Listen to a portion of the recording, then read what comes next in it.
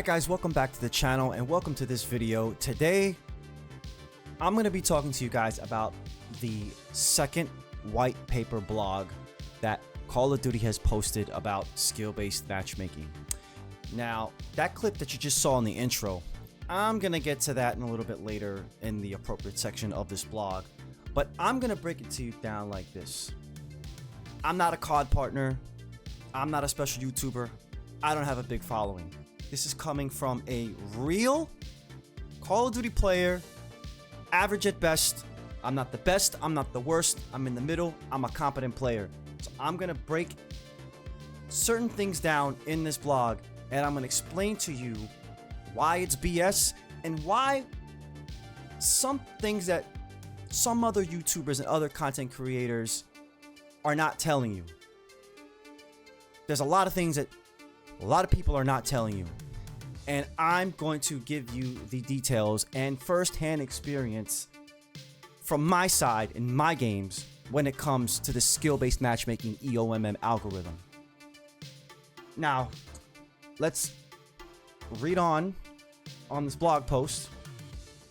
Today, the Call of Duty team published the next installment of its ongoing white paper series detailing Call of Duty's matchmaking system titled Matchmaking Series: The Role of Skill in Matchmaking. So this white paper is the skill part of the matchmaking system, the matchmaking algorithm that they currently have in the Call of Duty franchise. Now, we already seen this little diagram here about connection, playlist diversity, maps, input device, voice chat, platform, skill performance, time to match, blah, blah, blah. So they're going to be putting a white paper about each of these specific categories. But the skill and the performance one is one of the ones that we've been waiting for a while. They're a little late on this, no surprise there. But now that it's here, let's run through this. Let's skim through it a little bit. Let's read on. And yeah, let's see what they have to say. With respect to skill, no, matter of fact, no, let's start with this line. While skill is one of many factors in matchmaking, yeah, we know that, it's not the driving force behind Call of Duty's matchmaking system. I think that's the first truth. Yeah, I could say that they're telling the truth there. But let's read on. Let's move on. With respect to skill, right. One area that is critical to consider is team balance. Team balancing is very important for forming games where players can have fun and enjoy competitive matches. We're talking about pubs here, right? We're talking about pubs. Public fucking matches. Blowout results in players leaving the game, which adversely affects the player pool. Okay. The reason people leave your matches, the reason people leave your games is because, one, it's not fun. It has nothing to do with the score of the game. It's because people are tired of playing sweats and tryhards and acting like they're in tournaments constantly, every single match. But I'm going to get more into that a little bit later. Team balance itself is covered in more detail within the white paper. Okay, there we go.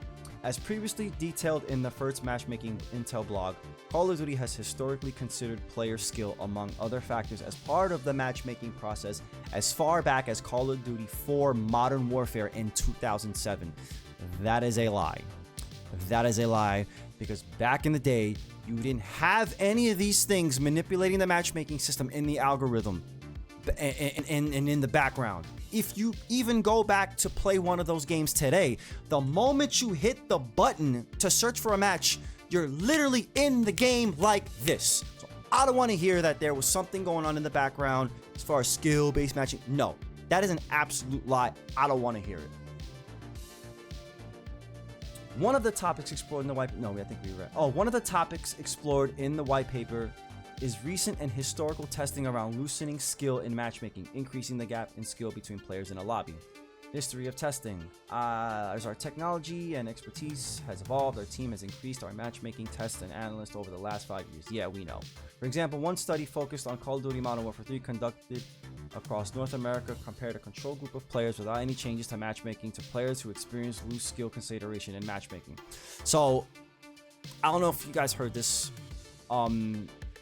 There was some talk, there was some rumors going on that SBMM was removed in certain playlists, a certain like limited time playlists, in certain updates. So like, I don't know if you guys remember, there was like this mode that they had where like after you get a kill, they drop a landmine, and you know, the enemies drop a landmine and there's like landmines all over the place. You know, that I forgot the name of the game mode, but there's certain like limited game modes that they put out throughout the season and stuff like that. Then they'll take it away after a while. Those game modes sometimes don't have the skill-based matchmaking that we currently have in like regular mode, like let's say TDM, free-for-all domination, so on and so forth. So that's where they conduct their tests. And I think they've mentioned that before, like, but they don't tell you which game modes that they remove the matchmaking in, or they're doing the testing. But you can tell based off of your experience and your gameplays and all that and stuff like that. So the test showed that players with a wider skill gap were more likely to quit matches in progress and did not return to the game at a higher rate than players with unchanged matchmaking. Read about this test and the detailed findings in the matchmaking series, The Role of Skill in Matchmaking. Here are a few summary findings that impacted the overall community. Increased match quit rates. The likelihood for a player to quit during a match increased significantly across 80% of players within the study. Now, let me tell you the reasons why I will personally quit a match. 1, if it's too sweaty. 2, if the connection is dog shit. 3, if they put me into a match and it's already in progress. 4, if I already have done well in previous games and now they've added knifers and snipers into the game and they're manipulating spawns and I go on mini streaks here and I'm getting spawned from behind, little things like that that manipulate me from doing well, I will leave that game. And that's me coming from an average player, a competent player. I think a competent player that knows about this skill-based matchmaking system will understand the things that are going on in between their games, because they're right in the middle. So they get a little bit of favor, and then after they start doing well, then they get a little bit of manipulation, and the game starts seeming rigged and all that stuff. If you know what I'm talking about, you know what I'm talking about. Return to matchmaking. Within the sample study group, 90% of players in the loosened skill group did not return at a higher rate than the control group. This indicated that low to mid-skill players left the game in greater numbers. The net effect of this was a decrease in the overall player population across the study group.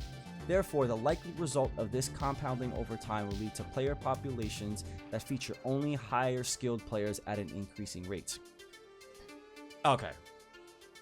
If they really think that lower skilled players will leave lobbies if they're getting shitted on, how many times have any of you out there have gone to people's streams and said in their chat, bot lobbies, bot lobbies, bot lobbies. Oh my God, what is this lobby? This is bot lobbies, bot lobbies, bot lobbies. And you see their gameplay and nobody was backing out. Nobody was backing out in their game. Like, so like, what are these people talking about here? Like, I personally think, and this is from my experience from watching other people that go through this and from my gameplay experiences, I will leave a game if I know that the game is manipulating me, or if I'm being punished, or if certain things are happening to me in a certain game that weren't happening to me at the start of my session for the day.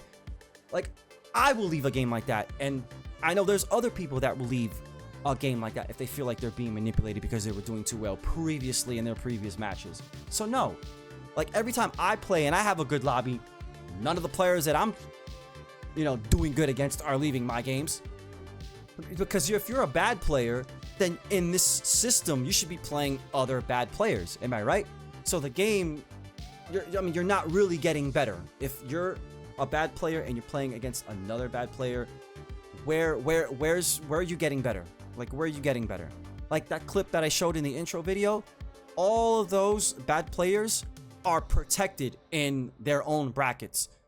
And you've seen in that game, there was barely any streaks in the air. People are running around. They can't aim. They can't shoot. What the hell is happening? It's like dead. You can literally hear crickets in that lobby. Yet if you're in a sweat lobby that feels like a damn $10,000 tournament, helicopters and air jets and streaks are in the air and bombs are flying and grenades are going off left and right. The game is loud. The game is loud in a sweat lobby. So like, anyways, blowouts. Matches where blowouts a score delta greater than 30 increased across all skill levels in TDM as one example. Blah, blah, blah, blah, blah. I want to go on further because I'm not here to talk about team balancing and all that stuff. I'm here to talk about the important stuff. A balanced, fair system. Here we go. The existing matchmaking system allows a broader range of players to have access and exposure to all key parts of Call of Duty's game design and core multiplayer. This includes games where players can contribute meaningfully to their team, not only with wins, but for their own personal records and achievements. If it's a balanced and fair system, why is every single game manipulated? For example, you know what's not balanced? You know what's not fair? I'll have 2 or 3 good games. Let's say I put up 50 kills one game, I die 10 times. The next game, I put up 75, die 15 or 20 times. And my third game, I go off again. But then let's say that fourth game will be completely different. And now the people in my lobbies, to keep me from doing well, all have melee weapons, and I'm getting knifed and meleeed from all over the fucking place. I'm getting sniped from all over the fucking place. People are bunny hopping and all of a sudden slide canceling everywhere, locking onto my head and hitting me with one-shot shotguns and all this other type of crap. That's not a fair system. That's not a balanced system. I don't want to hear that, because when I start my session, it's smooth, it's relaxing, it can be fun, I can drop streaks, I don't have to worry about being rigged. But yet 2, 3, or 4 games later, all of a sudden I'm getting meleeed, I'm getting sniped, I'm getting shotgunned, I'm getting spawned behind, I'm not hearing people's footsteps even though they're not wearing covert sneakers. I don't want to hear a balanced and fair system, alright? I'm pretty sure some of you are experiencing the same thing. You do well for a few games and all of a sudden the snipers come out, the shotgunners come out, the weirdos come out. I don't want to freaking hear it. The system that strives for team balance, where players are not consistently on the wrong side of blowout matches, players who frequently experience blowouts or seems equipment. I'm not talking about score. I'm just talking about overall experience here. Yes, there is a thing when it comes to team balancing and score and stuff like that, and then the score of the match can be so tight, so close, like 195 to 200 or 197 to 200 or 199 to 200. I've seen those plenty of times, and that's part of the rigging too. Like, you can have one game where like the score is not that close to each other and you get the win or you get the loss depending on how you do well. But like, if you still pop off, even if you lose that match and you pop off and you went like 100 kills to like 10 deaths or something like that, it's not factoring the score, it's factoring how well you did, your personal achievement. And then the next game, what they're gonna do is then they're gonna put players in your lobby, and then they're gonna rig the spawns and nerf your gunfights so that you don't get as many kills as you just did in that previous game, because they want other people to do better and want you to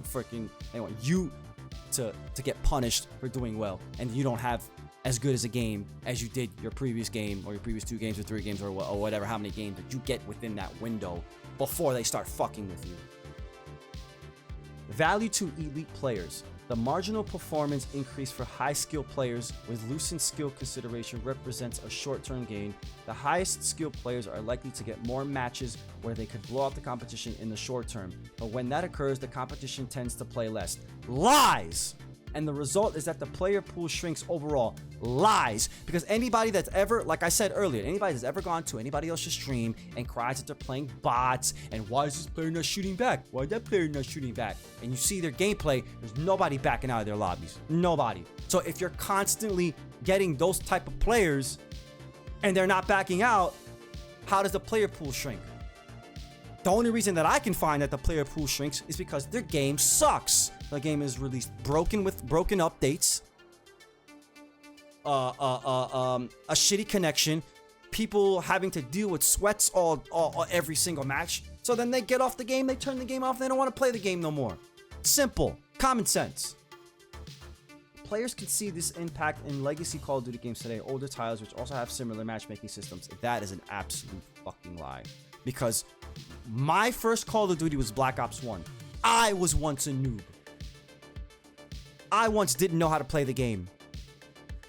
And in that system back in the day, I was able to get better without punishment. Yeah, you're going to have a mixed bag of players in your games. Good, average, bad. every experience is different. So one game you can pop off, one game you're a little bit average, one game you might do bad, but then the next game you'll pop off again. It's completely random. It's completely random, and it is a mixed bag. And that's fair, because not every game you're gonna do well, not every game you're gonna do bad. But in this current Call of Duty system, the moment you start having good games, you're gonna get shitted on for a set amount of games. And then once the algorithm decides, okay, let's throw them a bone because you've been shitted on for a certain amount of games, then you're gonna get that one lobby where you get to pop off again. And if you pop off again, God forbid, then it's back into the doghouse once again where you're gonna get shitted on. And then who knows, by that time you've had enough of the damn game. You're gonna turn it off. You're gonna turn it off. You're not gonna play it. You might even uninstall. That's the player count dropping when you've had enough of the bullshit. Players can only match with and against who is online. Duh. We will always strive to improve our approach to matchmaking. Lies. They just make it worse. Every fucking Call of Duty, they make it worse. To ensure that players of all skill levels are having the best possible experience. Again, lie. A healthy player population is good for everyone in the community. Again, another lie. For detailed examination of skill, one of many factors that help develop Call of Duty's approach to core multiplayer matchmaking. Read the latest white paper matchmaking series of World Skill-Based Matchmaking. The ranked play white paper slated to arrive later this summer. All right, and now we have like a series of like frequently asked questions here. Does competing against high skill players make low skill players better at the game? Playing a better opponent may push players to become more proficient over time, but being severely outperformed in their matches, our testing has shown, instead leads to players to quit matches in progress or to not play multiplayer.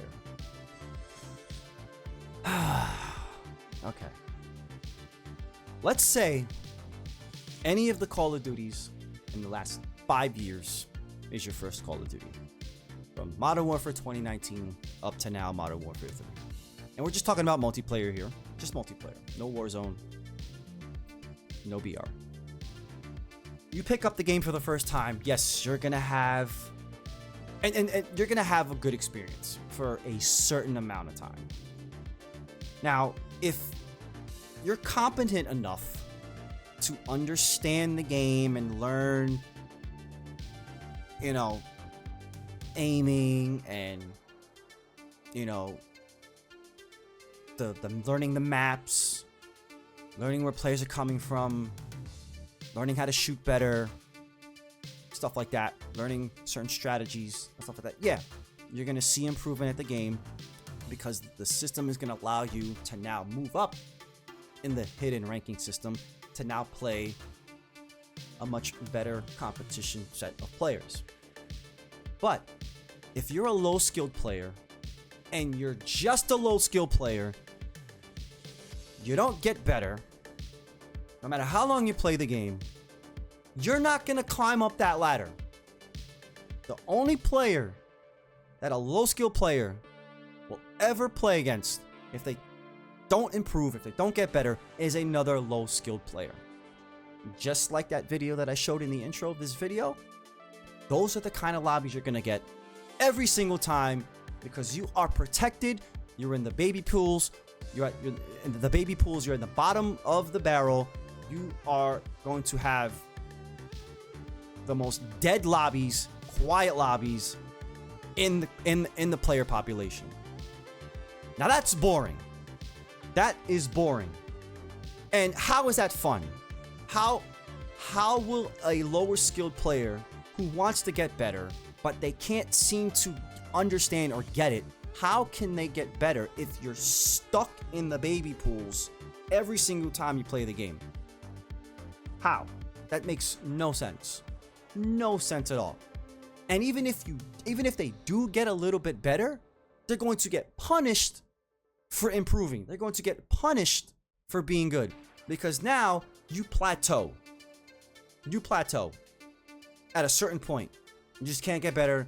The system is going to manipulate you, punish you, and you're not going to want to play the game anymore. Once you reach that plateau and you realize now the game is literally more difficult for you because of the way the algorithm and the matchmaking system works, you're getting hit with one-shot snipers, shotgunners, all this type of stuff that I mentioned earlier. I'm not going to want to play the game no more.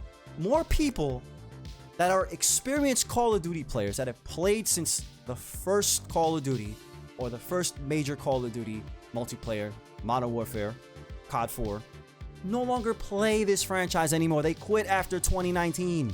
They quit. They know what was up. They know what was happening. So you have experienced players dropping this franchise more than a casual player, because a casual player or a low skill player that is obviously not as good as a game as a player that plays regularly on the daily is more likely to not even play the game at all. At all. So what's the point?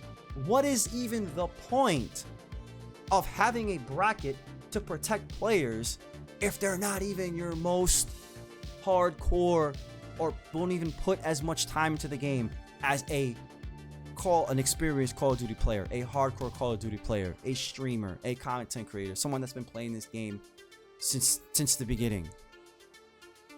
You know what I mean? Like, you know? And even if you are an experienced player and you know what this algorithm is about, and you're constantly getting sweated on and shitted on and one-shot sniped and one-shot shotgunned and all this type of crap in your games, that's it. I'm turning the game off. I don't want no more of this bullshit. And I know I'm not the only one. Next question. Why does Call of Duty measure skill differently between game modes? Skill is split between all major core multiplayer modes, as proficiency in one mode doesn't necessarily indicate proficiency in others. Why are you manipulating the game modes? Why? Players should be able to play a mode like rank play as intensely as they choose without impacting their experience in unranked multiplayer. But ranked is already competitive. It's supposed to be intense. It's ranked. It's ranked. That's the competitive mode. I shouldn't have to be playing intense competitive game modes in public matches. That's bullshit. Where a player can, for example, experiment with loadouts. Okay, and that's another thing. And I was watching the Exclusive Aces video about this specific part of the blog that he seemed to have an issue with too. And this, like, what? So you can't even play for fun anymore. You know why? Because since this game is since pubs is like ranked and it's always a competition, if you're a competent player, you can't even play and experiment and have fun with like fun loadouts or anything like that. You always got to stick with the meta, and that becomes boring. That's not balanced, and that's not fair, and that's not healthy, like they said earlier in this blog. Again, more bullshit. Why is skill a factor in unranked core multiplayer modes when ranked play is available? Good question. Ranked play is designed to deliver an expressly competitive environment. Duh. Accordingly, players must qualify for access to ranked play modes. Many players who have qualified for ranked play still choose to enter the game in non-ranked playlists. Yeah, because the person that doesn't know anything about skill-based matchmaking or EOMM, if you're just like a super casual, you don't want to compete. You don't want to compete. You don't want to sweat. You don't want to try hard. You want to play the game for fun. You want to relax. You want to let off some steam. You just come home from work or come home from school or from wherever. You had a long day. You just want to relax and play the game for fun, like we used to back in the days. No one wants to sweat. That's why people would rather choose non-ranked over ranked, because people just want to have fun. People just want to play the game. People just want to relax. People want to take their mind off stuff. They don't want to come off of work to do more work when a video game is supposed to be fun. That's why. For new players and those who do not participate in ranked play, it's important that they contribute meaningfully to their team and their own personal in-game achievements. Fair, but then again, this is pubs. This is pubs. You want to contribute to a team? Go play ranked. That's what it's for. You want to play for fun in pubs? That's fine too. But then again, trying to sweat and compete for something, ranked is there. Okay?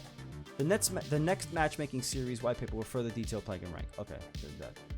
Next question. Has Call of Duty considered launching a single core multiplayer playlist that does not use skill as a factor in matchmaking? Call of Duty has considered this option, and the team will continue to explore. Historical testing reveals that low and mid-skill players who would be unlikely to participate in such playlist, as a match can only be created from players actively searching for a playlist, the likely result would be matches composed solely of high-skill players. Okay. Alright. It's time to expose the bullshit. Alright. How many of you guys out there know somebody that is a reverse booster? Okay. Everybody has watched gameplays of people in bot lobbies who've gone to people's streams and people's videos. Bot lobbies, typing in bot lobbies. What is this lobby? How can I get these lobbies? You see it all the time in people's streams. Okay. So that means y'all seen the type of players that you could do well against. Now, if it says here, lower and mid-skill players but unlikely to participate in such a playlist or in such matches, whatever, then why are we constantly seeing these people knowing how to manipulate the algorithm and get gameplays all the time on live streams and in videos? It seems like there's so many of those players, so many of those type of players still out there. I don't think it's a problem. If the player count is so low or if it's dropping, it's because the game sucks. Like I said earlier, updates release broken. People are tired of the sweat. People are tired of the manipulation. People are tired of the bullshit. People are just sick and tired of this rigged, manipulative, diabolical, engagement-based matchmaking system. That's why people are sick and tired. That's why people uninstall. That's why the Steam charts, the Steam numbers, which are the only numbers that we can see, but should be an indication of other platforms as well. If those numbers have been dipping since Modern Warfare 2 last year, that should say something. People are just sick and tired of this game manipulating you, punishing you, not rewarding you. It's ridiculous. It's ridiculous. And with Black Ops 6 coming out, Prestige, Classic Prestige is coming back. Why the fuck would I or anyone with a brain want to care about trying to go for max prestige and unlocking shit all over again, several times over, with this manipulative, diabolical matchmaking system? Constantly having to sweat just to rank up the same gun over and over and over again. To have to unlock the same stuff over and over and over again that you already did one time. Why the fuck would anyone care about Classic Prestige with this system? I want to know what you guys think about that. Don't believe the hype that is Black Ops 6, because Black Ops 6 is going to be Modern Warfare 2019 or Modern Warfare Roman numeral 2 2.0. Vonderhaar's gone. A lot of OG Treyarch devs are gone. Some are still there, but if you paid attention to that first episode of that COD podcast that they had talking about the Black Ops 6, some of the stuff in Black Ops 6, them taking away looping kill streaks. If you see in some of the gameplay trailer how the movement is not as fast as what we have now, it kind of looks a little bit like Infinity Ward's movement system. Even though there's Omni movement, it kind of looks like an Infinity Ward game, that like how it's gonna feel and play out. I am not hyped for Black Ops 6. I was never hyped for Black Ops 6, and I'm honestly upset, and I'm worried. Treyarch is going to become the new Infinity Ward. I gotta give credit to Sledgehammer for sort of listening to the community, making the changes that they did, only for them to go away with Treyarch. And I'm kind of surprised, but then again, not surprised, you know, because Treyarch, everyone loved and praised Treyarch for how they make their games and their and stuff like that, and their formula. But it seems like now it's shifting. Now Treyarch's identity is becoming unknown, and we won't know until we actually get our hands on the game. And I'm worried. Yeah, I'm actually genuinely concerned, because if this doesn't go well, if Black Ops 6 does not go well, oof. Yeah. Anyways, those are my thoughts on this blog. All bullshit. But yeah, let me know your thoughts. let me know your experiences down in the comments below. And then, yeah, I'll catch you guys on the next one. Subscribe if you're new. Drop a like on the video. Hit that notification bell because I do go live. So, yeah, you'll be notified when I go live if you hit that bell. And, yeah, I'll see you guys out there. Have a great one. Peace.